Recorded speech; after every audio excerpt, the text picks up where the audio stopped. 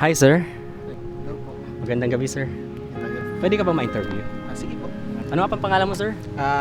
Kenneth Fernandez po. Kenneth, ilang taong ka na? 22.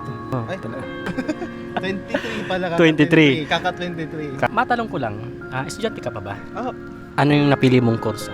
actually yung course ko hindi ako pumili talaga.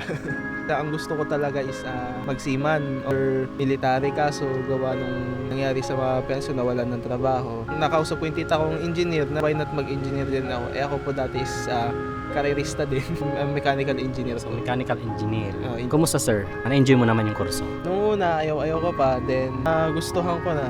Ano yung mga dahilan mo bakit ka nagpapatuloy mag-aral? Siyempre, una is yung sa experience ng mga magulang ko. Hindi pa nakapagtapos yung tatay ko. Aga sila nag-asawa. Ako po yung nag-test na din dati. Nupush din nila ako na makakuha ng diploma. Yun nga, layo naalala sa mga sabi ng tatay ko. Iba pa rin yung may backup plan ka. Yung marami ka pa rin papasukan. May inspirasyon ka? Meron na.